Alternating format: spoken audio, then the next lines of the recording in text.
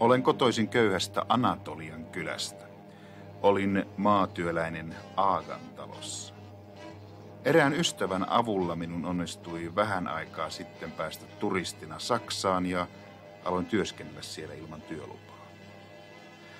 Oli kärsimys aina pelätä poliisia ja elää ja työskennellä niin huonoissa olosuhteissa. Niinpä päätin yrittää onneani pohjoisempana Helsingissä. Ajattelin, että siellä menisi paremmin, ehkä jopa voisin saada työluvan. Kun tulen Eurooppaan, teen kovasti työtä ja säästän paljon rahaa niin, että minusta tulee rikas, olin ajatellut. En tahtonut palata kotiin jonain päivänä vain tullakseni taas maatyöläiseksi. Ei, minä avaisin oman liikkeen, minusta tulisi johtaja.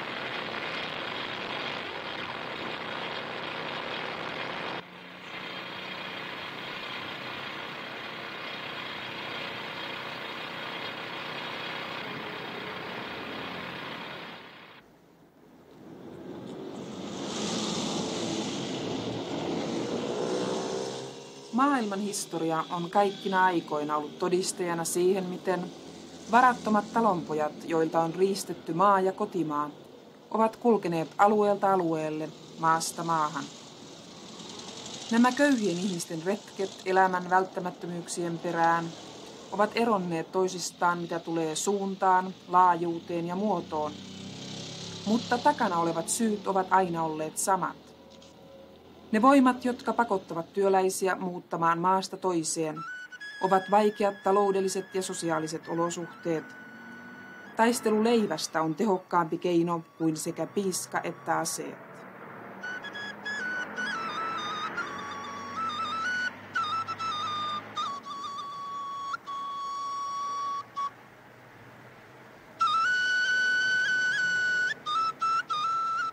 Erään tytön kanssa menin ulkomaalaispoliisin luo.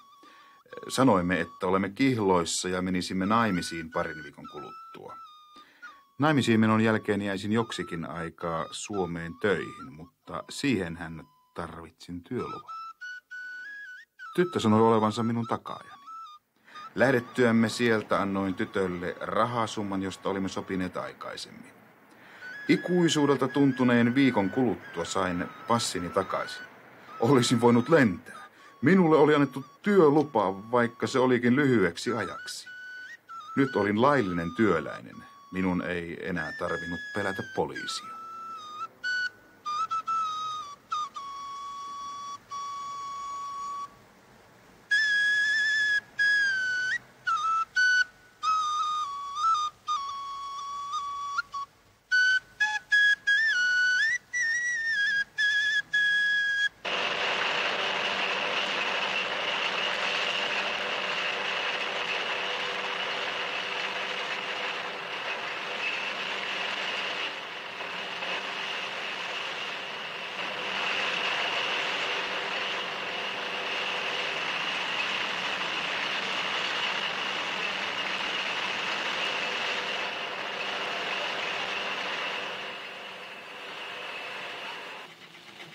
Niiden työläisten keski-ikä, jotka jättävät kotimaansa etsiäkseen työtä vieraista maista, on 23 ja 35 vuoden välillä, eli se työvoima, joka on tuottavimmassa iässään. Tästä työvoimasta on tullut aarre niille maille, jotka tuovat ulkolaisia työläisiä. Teollistuneet maat käyttävät hyvin halvalla hyväkseen tätä hedelmää, jolla on juuret ja joka on kasvanut toisessa maassa.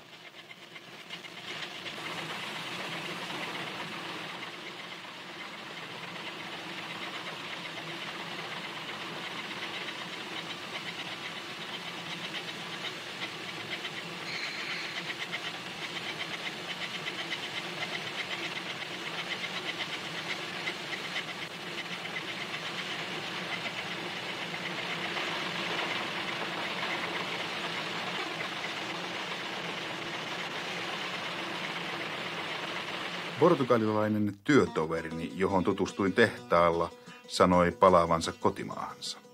Hän sanoi voivansa luovuttaa huoneensa sisustuksineen minulle.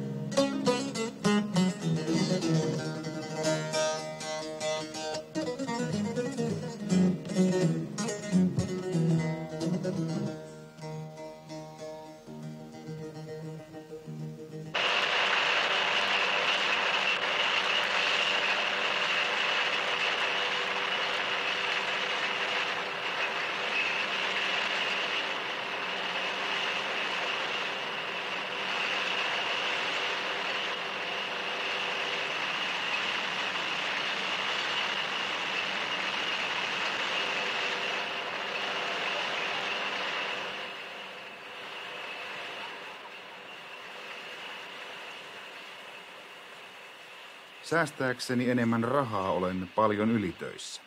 Lisäksi minulla on toinen työ. Syön halvinta ruokaa.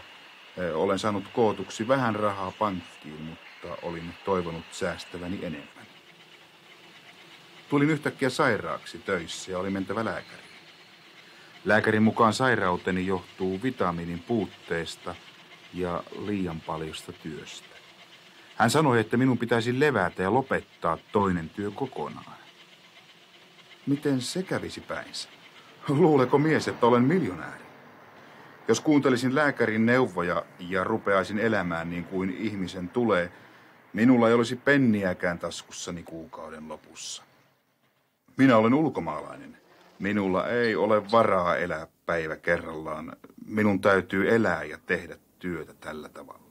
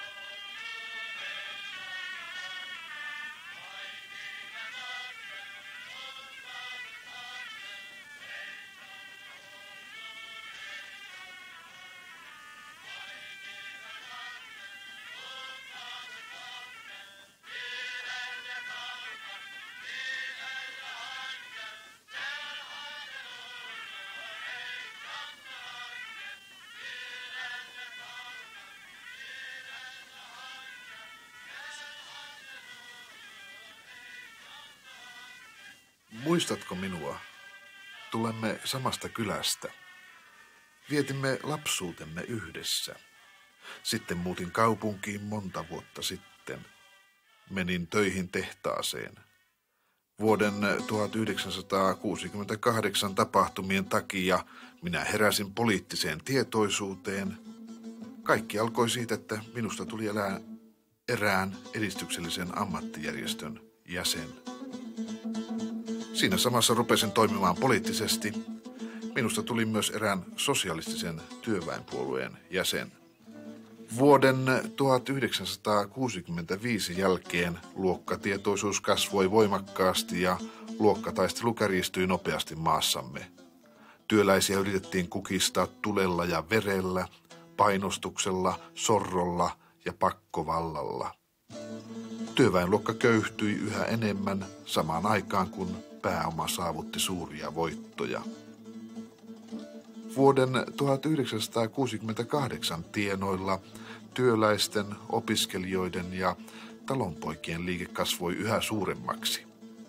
Näinä vuosina myös yleinen taloudellinen kriisi iski voimakkaasti maamme talouteen. Työväenluokkaa ruvettiin painostamaan yhä enemmän, mutta kun 5. ja 16. kesäkuuta 1970 yritettiin muuttaa ammattiliittoja lakkolakeja, kohdattiin voimakasta vastarintaa työläisten puolelta. 12. maaliskuuta 1971 antoivat armeijan johtajat, jotka toimivat finanssipääoman asiamiehinä, uhkavaatimuksen hallitukselle ja kaatoivat sen. Fasismi tuli ja levittäytyi maan yli. Oikeudenkäynneillä ja kuolemanrangaistusvaatimuksilla yritettiin tehdä monia isänmaan ystäviä vaarattomiksi. Monet tuhannet pantiin vankilaan ja heitä kidutettiin epäinhimillisesti. Edistyksellisten ammattiliittojen ja järjestöjen työ estettiin. Työläisten palkat laskivat, mutta monopolien voitot nousivat. Tuhannet työläiset menettivät työnsä ja monia vangittiin. Kiihko isänmaallisuus kasvoi. Painostus kurdilaisväestöä kohtaan lisääntyi. Vapautta ja demokraattisia oikeuksia vähennettiin.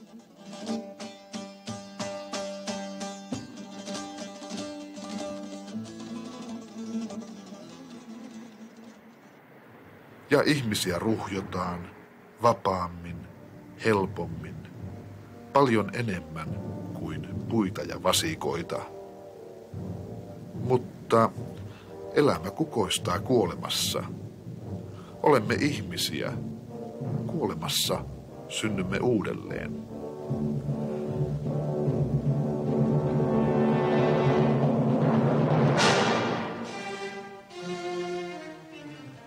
Minä kuuluin niihin ihmisiin, joita silloin vangittiin.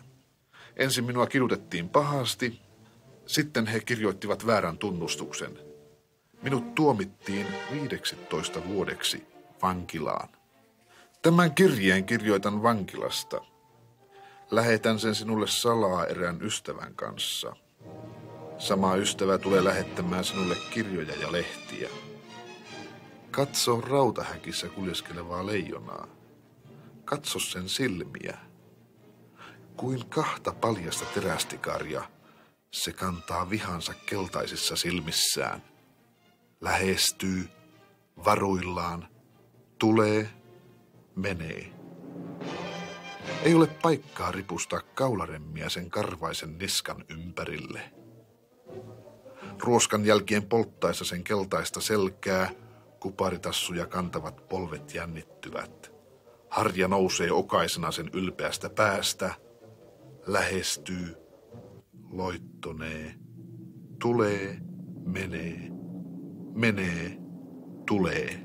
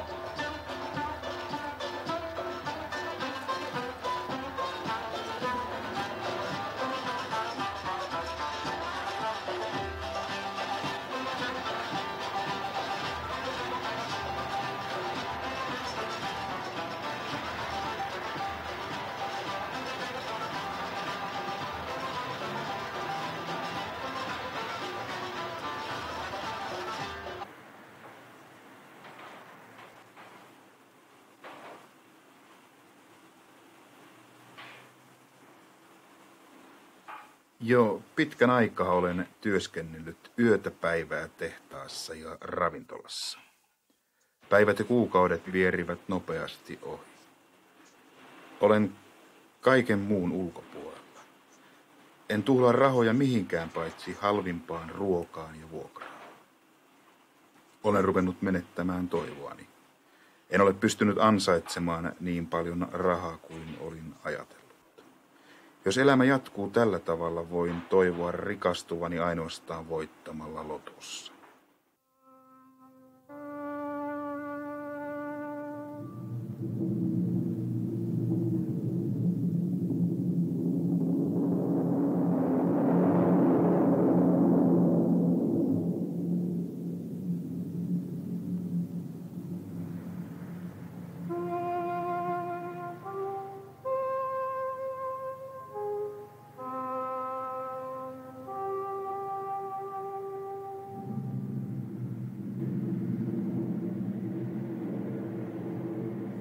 Ystäväni, olen saanut viime kirjeesi. Anteeksi, että on kestänyt niin kauan ennen kuin vastaan sinulle. Kuten tiedät, meillä oli vaalit 14. lokakuuta 1973 ja tasavaltalainen kansanpuolue CHP saavutti enemmistön. Tämä osoittaa selvästi, että kansamme on fasismia vastaan. Hallitus armahti kaikki tavalliset vangit ja osan poliittisista vangeista. Minä kuuluin niihin, jotka pääsivät vapaiksi. Mutta lyhyen ajan kuluttua sosiaalidemokraattinen hallitus kaatui ja 4 vanhoillista oikeistopuoluetta muodostivat kokoomushallituksen tunnuslauseenaan kansallinen rintama. Fasistiset kommandoryhmät hyökkäävät kansan kimppuun, hallitus ei estä heitä ja usein he saavat apua poliisilta. Hallitus käyttää uskontoa poliittisiin tarkoituksiin, se provosoi kansaa ja lisää terroria ja anarkismia maassamme. Painostus, vangitsemiset, työsulut ja irtisanomiset lisääntyvät. Maamme on pirstoutunut moniin leireihin, veljet tappavat toisiaan. Olemme kuin sisällissodassa. Näin hallitus näyttää vihreätä valoa fasismille. Taloudellinen tilanteemme on huono. Hinnat nousevat jatkuvasti. Työnantajat eivät halua tehdä palkkasopimuksia työläisten kanssa. Inflaatio kasvaa. Turkin liira menettää jatkuvasti arvoaan. Kaiken tämän rinnalla lisääntyvät väärinkäytökset, taloudellinen keinottelu ja poliittiset rikokset. Tänään Turkilla on tarpeeksi rikkauksia ja mahdollisuuksia elättääkseen 100 miljoonaa ihmistä. Kansamme köyhyys ja alikehittyneisyys eivät ole kohtalon määräämiä. Omilla työläisillään, maanviljelijöillään, teknikoillaan, älymystöllään ja luonnonrikkauksillaan kansamme pystyy itse ratkaisemaan ongelmansa. Voimme vapauttaa itsemme köyhyydestä.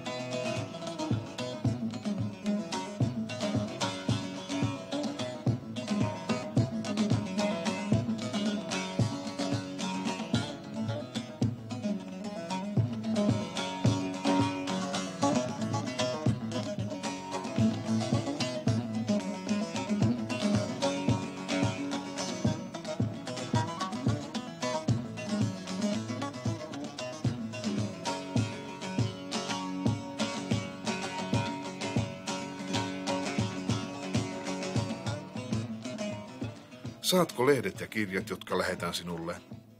Jos haluat muita, lähetän mielelläni. Pidä huolta itsestäsi, ystäväsi.